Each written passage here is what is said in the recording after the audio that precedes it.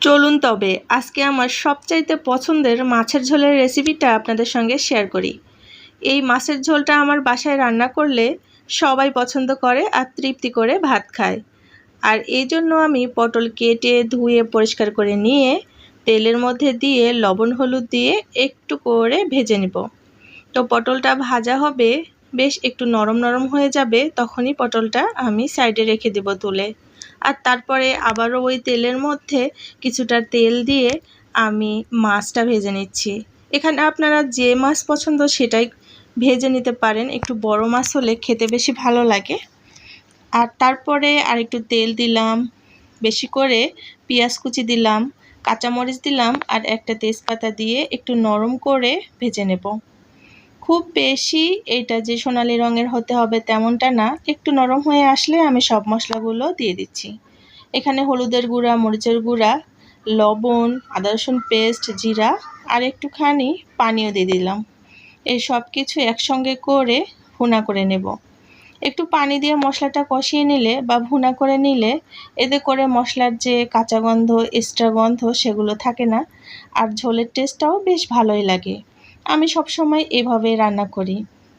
তো এইভাবে করে মশলাটা কষিয়ে নেওয়া প্রায় হয়ে গিয়েছে আর তেলও উপরে উঠে এসেছে মশলার। তো এই পর্যায়ে আমি পটলগুলো দিয়ে দিচ্ছি। দেখেন ভাজার পরও পটলের কালারটা কত সুন্দর এসেছে। মশলার মধ্যে পটলগুলো দিয়ে একটু নাড়াচাড়া করে নেব। আর তারপরে আমি ঝোলের জন্য গরম পানি দিব। গরম পানি দেওয়ার পরে ঢাকনা দিয়ে ঢেকে ভালো করে সেদ্ধ করে নিতে হবে। তেলে ভাজার জন্য পটলটা কিন্তু এমনিতেই সেদ্ধ হয়ে আছে 50%, আর বাদবাকি এখন সেদ্ধ হয়ে যাচ্ছে। আর বলকের ওপরেই আমি মাছ ভাজাগুলো দিয়ে দিচ্ছি।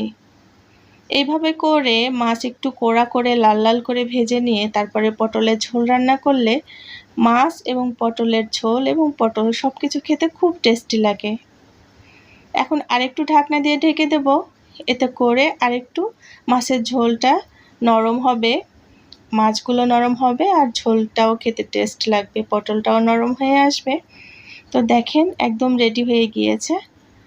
আর এইটা যখন একটু ঠান্ডা হয়ে যাবে তখন ঝোলটা আর একটু টেনে যাবে, সেজন্য এখনই আমি চুলার আঁচটা কমিয়ে দিয়েছি।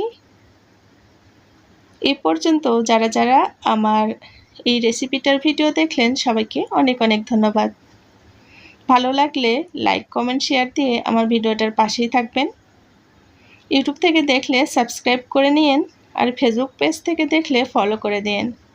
দেখেন কত সুন্দর হয়েছে কালারটা, গরম গরম ভাতের সঙ্গে